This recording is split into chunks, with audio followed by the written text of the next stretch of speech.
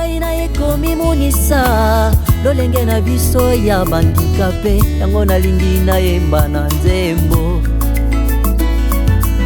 Ngaina ekomi lobela kondiso faso na biso ya bandikape na bomba te na yemba ye.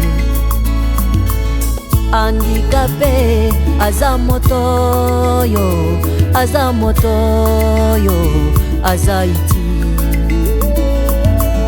Handicapé aza moto ya ya, aza moto yo, aza iti.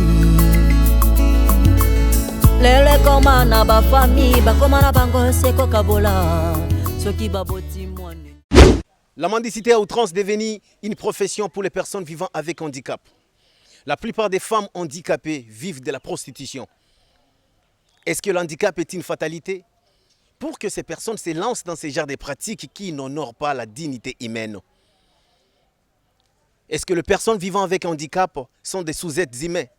Ou ce sont des personnes comme moi et toi qui méritent respect et aussi la protection, droit à l'emploi et aussi à l'accessibilité, comme cela est mentionné dans la Constitution de la République démocratique du Congo et surtout aussi dans la Convention relative des droits aux personnes handicapées.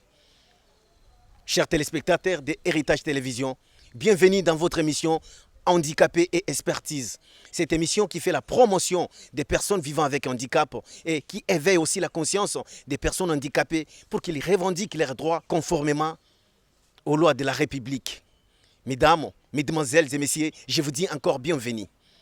Je sais que vous vous posez déjà des questions. Cet homme qui nous parle avec douceur, cet homme qui défend les personnes vivant avec handicap, s'appelle comment?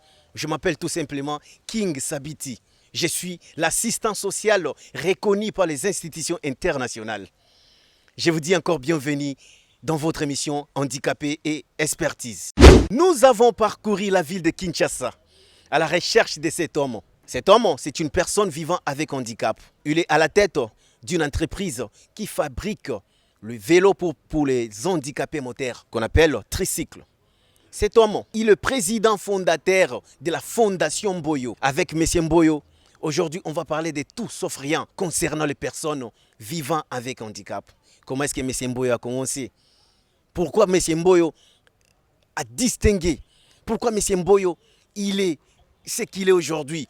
Pourquoi M. Mboyo est respecté malgré c'est une personne vivant avec handicap? Avec M. Mboyo, on va beaucoup parler aujourd'hui, chers téléspectateurs de Héritage Télévision. Je sais que vous avez aussi des questions. Pourquoi les personnes handicapées sont marginalisées? Pourquoi ils sont discriminés? C'est dans cette émission aujourd'hui avec M. Mboyo qu'on va parler sur ça. Suivons l'entretien et revenez tout juste après. Président Mboyo, bonne santé, Président Mboyo. Santé, moi, je bien.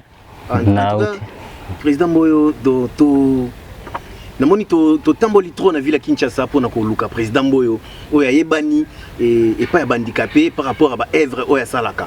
Lelo ndenge bino mo bozomona chers téléspectateurs, il y a Héritage Télévision, lelo tozana président Mboyo. Président Mboyo, quand même santé ça va quand nous tolobana.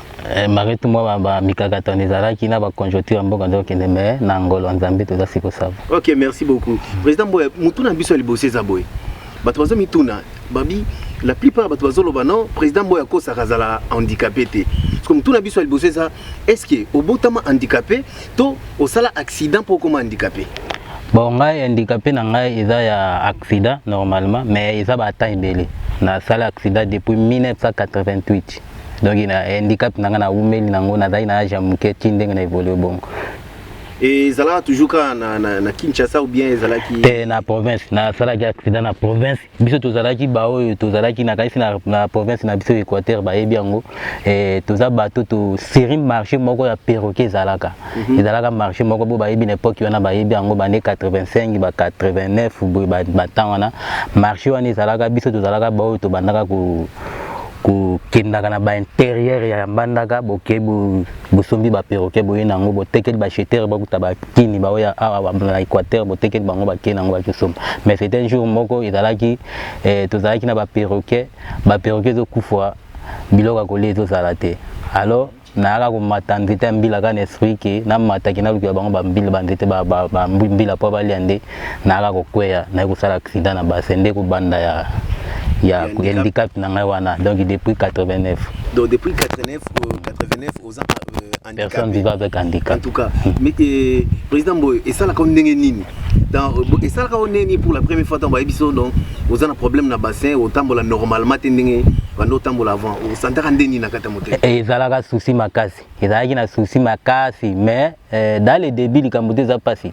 Na débit sur problème ça va passer mais tant on a umela ki na ngoko tuna koti na monde ba personne avec handicap na monde kutuki on dirait njamba baka ko délivrer vie na ngai alongoli nga kota monde ba valide alinga kota handicap na yo kuta secret moko za makasi na kata monde ba personne avec handicap pour handicap za na moi facilité ya vie na ko za moi facile mabeo ya zani idea commander mais ça zani idea commander te mutu zo sala kwa biso ndé tant on a koti na monde na ko mona ki na za na facilité pe ya ko bima na vie mais quand même aux allant désespoir te no ngani na ko handicapé boy désespoir ezala ou bien donc désespoir ezalaka po moto ayebi yote na likambo akobando seka wana njela neti nga na mona kaya msusu handicapé otambola na njela moto amona handicapé otambola kudu kudu azoseka ete siko nga lokwa na uta deja na valide donc esprit wana penda ko moi ki handicap ezalaka te po nazalaka pe msusu na banga momi po na kolingete na ninga kutu ba momi ba personne va avec handicap te nga na ninga ba momi ba valide elakisi ki idée na ngai déjà ndenge na botamaka valide dans l'esprit déjà ba valide donc ina bangi la kate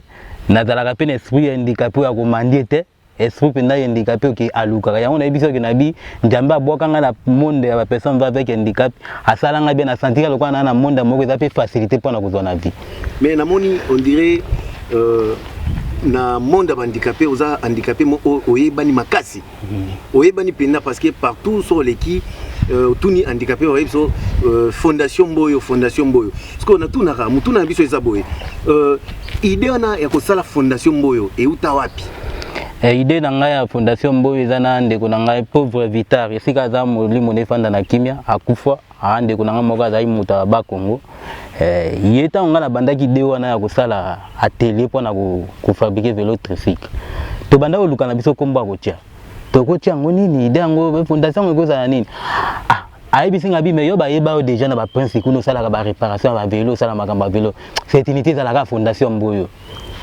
to mona ngo pe normal fondation Mboyo pesa ki pe mbala moko nde to tika ja mopeka ke za la fondation Mboyo lokwa kombo yeba na ko yeba na nde za likamba solo lobi bomengo pe nde za te me ko yeba ne za to so mona ba place misuto kitibo o mona penda tapage de sala mana komoda président Mboyo abona to so sala ba place misuto mona ba le 12 décembre to ke makambo na ba président kanda na Fekopea mais o mona ki handicapé bazo ya mbanga lokola nga moko likambo donc ko yeba na wana en tout cas to lo baka merci na lokumbo ba personne ba avec handicap ba pesanga mais quand même fondation Mboyo ndenge za et sali quand même ba œuvre parce que ceux qui toquent na télé tout le monde ba handicapé bazoya bazobongisa ba vélo ba mususu bazosomba mususu bozosala ba don donc aux aura financement ya gouvernement pour au sala ba don ou bien zalanini parce que pour rappeler ba téléspectateurs que président Mboyo Ndengazana azana ba médaille de mérite aux alangota 3 donc chaque année ils ont toujours meilleure fondation meilleure tout dans mbongo ils ont derrière donc na simano ba to gouvernement bazali ou bien zanini makamozo sala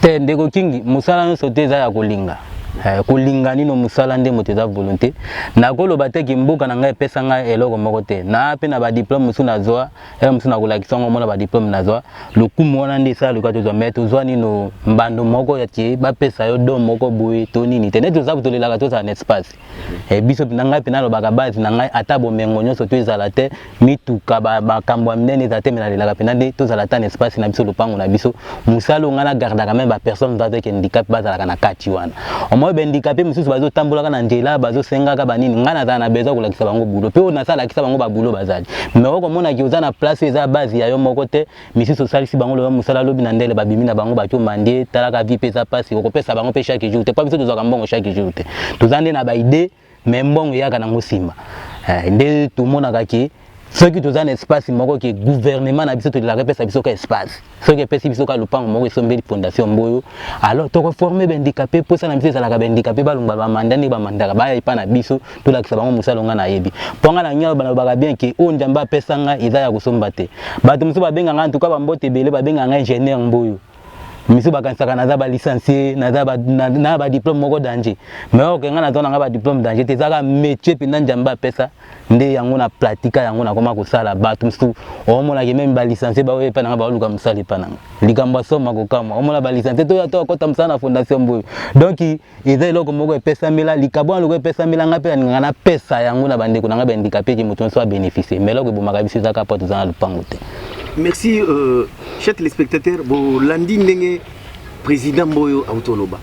Donc, Azoka, financement gouvernemental, FPI Zali, organisme belé, Zali, Salaka, et financaka tout et tout, mais il y a des aboués à Bundana Moko, mais quand même à Edaka, personne vivant avec handicap. Donc, ce que l'autre question, on a autour de Bakonzi. Mbongo oyo bapesaka des fois bapesaka ba politicien banini bazo sala nango ko sakana nango FPI tout et tout bato pesa vraiment bango parce que yé azo contribuer na développement mboka malgré aza tellement na aza ko mikiti sa mingi mais quand même aza mutu oyo a se retrouver déjà na vie parce que aza déjà aza na entreprise na ye oyo créaka ba vélo oyo ba bengi ba tricycle eza vélo oyo ba handicapé moteur ba créaka ngo epa na ye soko moni ba handicapé la plupart il y a des personnes vivant avec handicap, les handicapés motoires, ils toujours dans vélo qui a créé. Mais il faut qu'on soutenir. Président Boyo, question à des abonnés. Au salaire ni juste pour les handicapés parce que les handicapés des fois besoin d'immobilier. Oh non, président Boyo salaire le côté azoli akambongo na komona biso tout est-ce que makamone ça solo. Handicapé ba evre les cas. Tout ça déjà le 3 décembre tout ça là ba ev. Ya on tolo baga ga lycée ba koko ba ki musapi moko ilongola ba sidi. On to mona handicapé mo zangi vélo ba yebi. Ce qui to ko ka banyo soten de ko kingi po bozuye zo za la te. Pe yo moko zo ba bengi sai gouvernement soutenir biso to ko za na facilité ko kabela bango. Tout ça l'effort personnel. Ngana ngwa na kinaka tiboma. Na luki mo ba biloko biloko si na salibu na zape na famille na ngai na za na mwasi na bana na luka na bokola pe bango na tangisa bana na ngai classe soki na moni mo quelque chose mo na zunde na idaka ngo ba pe bandeko na ngai handicapé mais to zoka do moko ezate mais handicapé côté baza ba yebi musala nga na sala bango moko bandima ki na zala communal tout d'abord ya Lingwala na encadré nos 3 centres on dit sa fondation Mboyo kuta centre Mushi centre Kabalo centre ya Kalembelembe et 3 centres ils apprennent à ngam tona okamba yango soki nazalaki muto na osala musala bien te ba opesa opportunité wana bwana ba pesinga pa bayebi ki nasala musala bien en tout cas bandeko na nga ba handicapé moteur ba yebi yango ezala pe bandeko na nga muke o to fanda na bango ni nave po nga na lobaka ki soki ezaki bandeko na nga ba vegre awate nde lelo pe to yebani fondation Mboyo te to ko espace na kata Gombe wapi bango nde ba benga nga ba biki ndeko na biso ata biso to mona kate yaka awa beta mo ngari ube usala ka mo musala na donc le kumu na nga ezalaka na personne vivant avec handicap. Ceux qui n'ont pas ça mouké pour les amouké. Ceux qui l'ont na commis na ebélé. Je crois na ko bando pesa pe ebélé. Bango moko côté baza ba yebi. O azo na lobi ke nyoso na pesa te. Mo ba kuta na ba chance bazali. Ata président de la République le quoi zawa. Avo aider tout le monde te. Ils na bo ba edaka. Na mususu pe oko aider ba tote baza musika mais pour ça na ngeza la ki na zala na ebélé na aider ba personne avec handicap nyoso baza surtout ba handicapé moteur. O beki, o réunion, o moyen o pine zangi o azana paye moko machine o bona bo biloko wana ngana ngaka na za nango pona ede bango pe na edaka bango na kotika yango te peza musalo nzamba pesinga donc jamais ekotika laka kolumba na kata mutu na ngapa na ko deba personne avec mais à part président Mboyo na mono on dirait o edaka kaka ba handicapé moteur te po na mono ko na relation na ba aveugle na mono relation na ba ndundu donc et ça la nini eloko wana donc surtout mingi bandeko na nga ba aveugle na lobby bien que handicapé moteur côté boza il fait boye baké ceux qui biso to doit grâce eza pour ma veille espace yo eza espace ba veille mais bandima ki ngai ndeko na bango handicapé moteur na ya na beta ngare wana na kati pa na bango donc ba veille ba contribue ibele na kati na biso yango to lobaka lelo so to za na possibilité to zui canne blanche to ko kabela pe ba veille lelo to ne to fandaka avec abeli lo bato za nelo côté ordonnance que cause la tozi peut te sombele moi qui c'est au pesi amel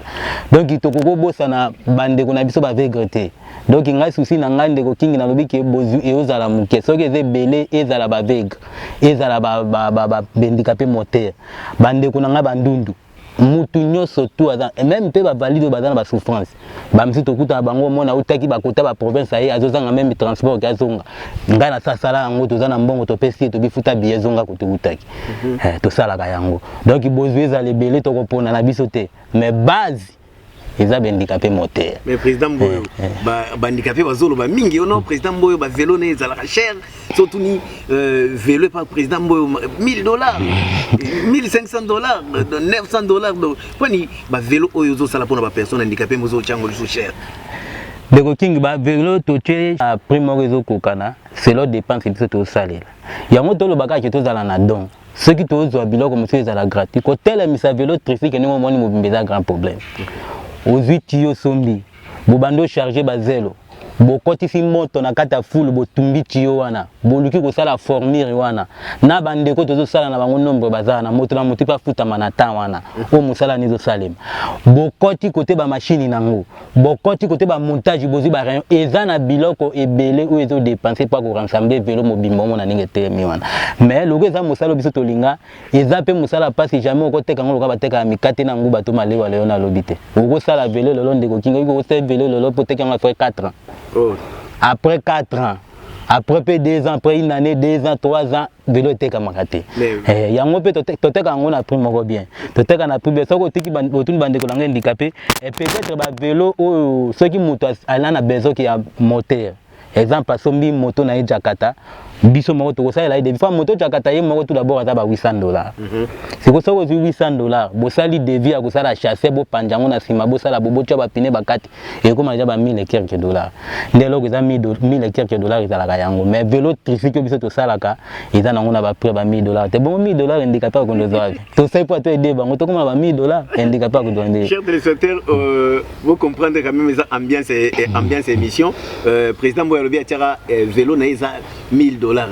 Vélo et zalaka négociable royable négocier aussi pe vélo mais quand même président Mboyo oza quand même ba nini oza quand même na ba partenaire pour tout le monde raniti l'ancien ministre yanine ya fonction publique des fois bozala mingi na contact na après atindra ba handicapé ba ko zo ba vélo pa na yo ba zo ko fele to o ezalaka don au foot sa bango to tekela bango be ezanini ndeko kingi tina fandi boy na osambela ke papa na biso bongongo njamba sunga yazo ate espace azo place moko na gouvernement lelo pe tozo keba fort onyati point moko partenaire na biso eza papa bongongo et papa bongongo aza le seul papa nga na yebi ke a aider handicapé ke biso ya mususu lelo yo tokoma tozoka moi quelque chose na musala ngo kozela 4 à 5 ans mususu biloko somba tezai mais lelo nde to loba ya sali na gouvernement te handicapé bango mo ba yebi ke bakomo souffrir ya zalaki ke Mboyo handicapé moko aza na vélo te kuna pesa e vélo handicapé moko aza na pine te kuna bo pesa e pine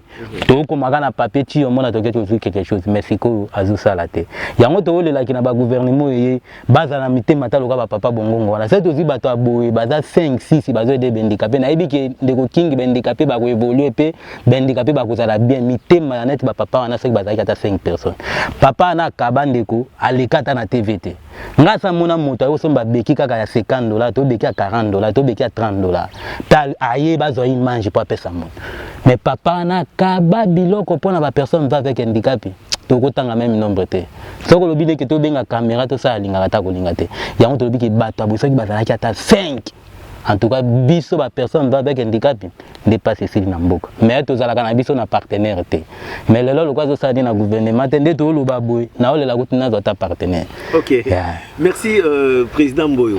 Président Mboyo avant na mutuna biso liboso tant to tuni question na biso lobaki tant comment qui handicapé et ça là qui passe vraiment.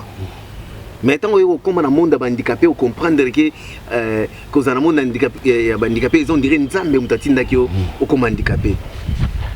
Conseil nini européen ça ba parents oyo bazana bana na bango handicapé parce que la plupart sont muto boti mwana handicapé ceux qui muto ko fina famille wala handicapé na muto allié parce que handicapé zandoki ba négliger ba personne vivant avec handicap même dans ba famille y compris même gouvernement na biso parce que tout ça na loi organique jusque les lois et le président de la République a promulgué en côté Donc, apparemment, convention relative aux droits des personnes handicapées, et ça peut respecter.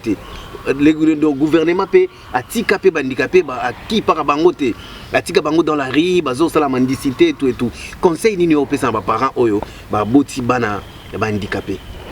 Nga na loba yango pe na loba yango chaque fois. Je connais des kana ba média kala na loba ndeko king ba négligaka moto et bébé. Nga na benga ka handicap grave eza moto ezo salate. Mais cause la personne va avec handicap et makolo ezo mona na e bukani tomi sebu ezo talate. Tout ça va présent na biso loka ba présent jike baza. Moto amaele moto eza le coordinateur. Si vous avez un bateau, vous avez un biso bambo, makolo ezate, mais vous avez tout, et vous avez un coordinateur. Donc, les parents sont avec la personne avec un handicap qu'on néglige.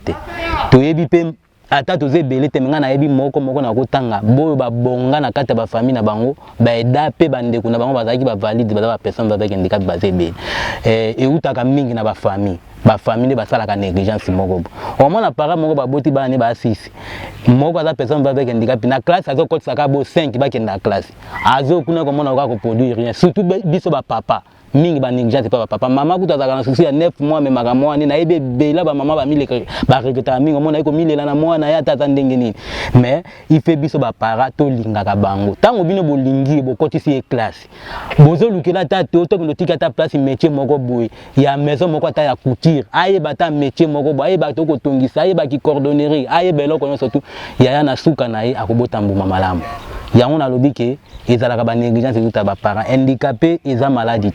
Ceux qui sont handicapés sont malades, ils sont malades chaque jour. Les gens qui sont malades chaque jour. Les handicapés sont malades. Les handicapés sont malades. Les handicapés sont malades. Donc, les parents sont malades. Les parents sont malades. Personne avec handicap. Na kata famille na nganyos surtout. Na ebi ke moka okoza ata na possibilité lokanga na zazate. Mais lelo famille na ngasa ki mototo abeli. Baya ke pana ngai. Et pas handicapé. Ya ngana za handicapé. Baya ke pana. Baye boye bayebi ke soki to bayebi ke soki ba ke pande kuna biso kuna na ke handicapé ne batala ka te bayebi ke quelque chose ekozanga te. To néglige ka bato te. Biso nde to linga bango soko lingi ye ata ndenge azaleli yeba ke mbana malamu ekozala. Mais apparemment, les personnes vivant avec un handicap, la plupart au monde, malgré Tangi, mais au monde, donc c'est-à-dire, pas ni personne vivant avec un handicap, qui sera toujours élongé à Mawa. Donc, il faut aider Bino, à expertise, et pas dans les éloigner. Donc, conseil ni nous ça bateau na beaucoup. Tu as raison, ngala kozonga na question na kozonga na gouvernement mboka. Nana baleki na ngalo ka ba Nelson Mboma, basiki na isipa. Aïe bec d'ordinateur à ta personne avec handicap. Si vous avez une entreprise mingi, yo que nous avons engagé personne va avec handicap aïe na papier na aïe na doléance mais que ndenge za na osa la place ils a pas pour bazo biso. Ngana yeba ngi za la capacité. Je crois les loto lo bato na ndeko na biso première fois ngana mona premier député. À la personne va avec handicap parce que tambo na chaise roulante. Bien na biso gari na mbinza. Première fois na mona na IDPS yo abim. Ezalaka pe kolobate handicapé accueil atangi classe bongo aboy musala te bazoka biso na misala te ezane belé pe mitu esalaka bazoka bango na misala te siko ife gouvernement tala lelo to pesi kutu président na biso Félix merci pour tala lelo ministère na biso bimi ministre na biso ba bimi se biso ba handicapé peut-être pe ba changement ko zala wana yé peut-être ko bando zoka bande ko mususu batangi ba classe ko zo bango na misala mais batanga bazali baboya kabisa na entreprise. Mais après le logo te président Boyo bazaka na bazo senga bazaka na mandi. Kasi yango ake tango ya atangi classe akende na musala baozo ayete. Aya ko sala nini? Ela ko nikutu ya ko sala ya zabo. Ebele ezala ka ba négligence moko ezala bandengi na bato bazaba gouvernement na biso mboka. Ba négligence pe ba personne avec handicap. Yo ya ipa na ngala na bato mususu na yebike na oye pa na bango. Na idea bien ba ya mbanga ndeko king akangi porte. Te baibisi na bato babite wana mandiaka te wana ndeko mboyo yala mboyo nde boko tsena ayoka maluba ayoki maluba na ngai oke ngana yaki na ngai ko mandie te mais tellement aebaka ke lata biso ke toza ba personne va avec handicap to mandiaka nde be idane kota na kati ke handicap ta initiative a bien kati na ye moyeba zo ezate babika peut-être akwa ko mandie peut-être eloko ni akosala ba négligence ya nezala mais gouvernement mboka nde tala lelo ko parti atali abimise biso ministre na biso moko bakuzala bakokende batala na biso pe ko lakisa makuna mais apparemment bino mo bozondi ma fait ministre logoté on a ça les logoté bana comme ministre maman azo ça les logoté maman Irène je crois aux la émission bandika pe bazon dimoté non maman Irène azo ça les logoté bana comme ministre azaka na bureau azo ça les logoté et surtout bino pe parlement ça fait loi bazaïba na kenda wapi parce que yango ne mutu ingai protéger ba personne vivant avec handicap gouvernement ba entreprise eza belé na Congo pour na nini quota ya ba personne vivant avec handicap eza la respecter donc botala rapé quand même likamwana et loko pena ko lobela pena yangwana surtout loi bazaïba na il faut ezala déjà pour ba personne vivant avec handicap baza na expertise pour que Congo ait liboso mais façon ningi baza négligé discrimination na bazo vivre yango ezo rendre bango pe RMO pe complexé neti ningi président Boyo toloba président Boyo mais pour na nini besoin de ma ministre était parce que maman Irène a na difficulté boule ba handicapé besoin soutenir était te ngai na lobaka na parmi bo ba soutenir était ba salaire mère akuti ba omoni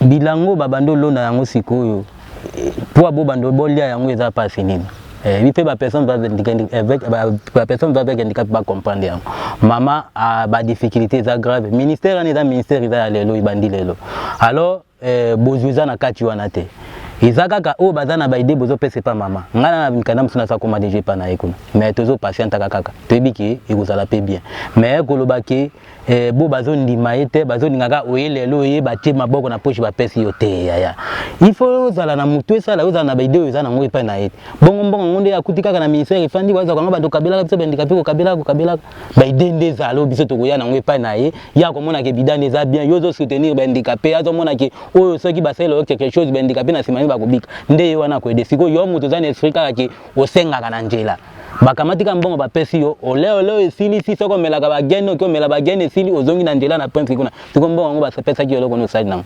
ngai na ondima na ngai ngai na ondima ime musala ndiza makasi topesa inde ba chance topesa ba chance taizebe en tout cas président Boyo tomo kende vers suka émission na biso message nini okopesa na gouvernement avant d'abord passer un message dans le gouvernement, passer un message à la personne handicapée parce que président Boyo Nengaza président communal, il y a communal Lingwala je crois, communal Lingwala donc s'entraîner sur la personne il y a handicapé disons moteur, il y a président na bango. Message ni on passe à handicapé à Congo Mobimba. Au bazana Goma, Bukavu, Boma, Matadi, Mwanda partout dans Équateur. Message na ezanini. Message nango ezalaka bongana lobaka personne va avec handicap oyo ayebi kwe moko bwazalaka nango soka salaka ta cirage ami pesa na yango oyo ayebi kwe moko bwasalaka ki cordonnerie na ye ayebi couture na ye ami pesa na métier azana yango musala nyonso te futaka moto biso mama na biso ministre tokende kati ba résoudre ba problème na biso na gouvernement oui eko résoudre ba problème na biso mais biso moko tozala na ino na ba initiative na biso tokozala nango yango nde moto kosala ke to banda ko kana yango ti suka ya bomo na biso jamais to lobaka ateki comment basali singa te comment bapesi singa te bapesi yo te yoza nino na nini mutu na yo deni yoza na yango po banda ko pesa yo tozwa ki tozalaka bato yango ngana lobi bien ki soki to bela ka maladie handicap ezalaka maladie te nde tozwaka bakisi yera nyonso tu mais ezalaka nde ndenge ba komona biso me mutu na biso esalaka moto na moto esika azala asala oyo akomona ke eza avenir à vie na ye gouvernement na biso ya mboka pe bokanisa biso ba personne va avec handicap na kati na biso eza ne belé batanganga na yebi eza ne belé bato mayele baze belé bo découvrir bango bozweli biso ata ndambo wana o batanga wana bazala na gouvernement omoni tango to ozala na gouvernement ba sentir que biso pe to sala ba place mosusu ata mamo ya bota mona ne handicapé moya ko négliger te pa bika amona ka déjà bilembo eza yo kasi ça qui tozala loka bato loka ba président PDG Kana tozala na Congo peut-être to 2000 personnes ya boy bazala ba multiplier bango minene handicapé déjà valeur ko koma to ko ba valeur ya makasi mais tala lelo po ba négliger biso po to sala ba makamba malamu te bato ko aider biso bazate mais gouvernement e kanisa biso to ebi ki initiative à président parti eza bien to moi no premièrement ministère il a déjà avantage yango wana lobi na ndele to ebi ki to ko sala kaka bien to sala patience na biso ko botambu malamu. Merci président Boyo. Chers téléspectateurs, Bolandi président Boyo, Bolandi message à passer à gouvernement, Bolandi message à passer à la personne vivant avec handicap. Bolandi président Boyo bien. bino moko sikoyo nde boyeba nini bokosala parce que handicapé exactement chose handicapé nde faut la vulnérable ndenge bapesa bango bakombo ba vulnérable non personne vivant avec un handicap aza vulnérable te aza mutu neti nga neti yo biso tout oza ndenge moko mutu aleki moninga aza te neti mutu neti président Mboyo toto solana aza mutu aza une personne vivant avec un handicap mais a créé un emploi on a quatre entreprises nae ba valide basala kuna combien de familles babika rasima nae donc mutu neti président Mboyo ezosenga vraiment gouvernement a aidé ba partenaire bazala pour que asala ba œuvre nae comme tina ba province nyoso parce que na ville à Kinshasa oyo akoboya président Mboyo azate parce que ba personne vivant avec un handicap bango moko ba yebi président Mboyo question mo yelinga relation ni pour na moni naoki ototanga président Djike Balema oyaza le président ba aveugle waza célèbre le ba aveugle nyonso relation nini ozana ngona président Djike na président Texas ya bandundu na ba président ba handicapé mususu na ignoré na ngai président Texas ite mais ba président Djike Balema bazande banjela biso to Hollande voilà ba vela biso to yeba bango kala toyeba bango kala ke ba personne va avec handicap ba vego ke ba kana bida bien to mona bango na ba film mususu ba époque ya Mobutu ba nini era na kutu biso penda ba idango penda ba personne va avec handicap toyeba penda ko bouger donc baza ba vieux biso to kondima bango nde to landa bango na sima na misala bango basalaka yango na lobaka ki adam mutu ordinateur toyoka ba biloko asala tomoni lelo ke lelo avec gazobela mususu place mususu moye bazo traitement na été vieux wana sali mukanda komi papa beti papa bakia depuis tel atambula on peut ba traiter pe ndeko na zoni malamu donc ba bolamu na yango wana za nango ebele na kata monde ba personne va avec handicap surtout ba ndeko na biso ba vega tout baza ba yebi ngana sina mona ki mutu ndeko vega kufi ba kena morgue azana ni famille azana mutu moko te vedike wana ba sali mikanda papa koti na ba morgue ba nini titi ba bimisi ndeko na ba ke ba enterrer en tout cas asala ebele baza ba yebi biso to landa bango na sima yango to lobaka ki baza ba exemple biso to landa bango na sima vie moko to bossa na jamais. En tout cas merci beaucoup président Mboyo. Merci beaucoup. Nous sommes arrivés à la fin de votre émission. Mesdames, mesdemoiselles et messieurs, chers téléspectateurs de Héritage Télévision. Je ne peux pas vous quitter comme ça. On ne se quitte pas comme ça sans remercier les gens qui ont fait que cette émission arrive jusque chez vous. Je remercie Trésor Vezo qui est à la réalisation, la coordination de cette émission avec Madame Violette. Je remercie aussi l'église Pierre Anguilère. Je remercie Arnaud Sa Majesté. Je remercie la Fondation Boyoui et je remercie tout le monde, vous qui m'avez suivi à Goma, Bukavu, vous êtes à Kisangani, vous êtes à Matadi, vous êtes à Lubumbashi. Je vous dis merci beaucoup. On se retrouve prochainement. Bye, bye et je dis bye bye.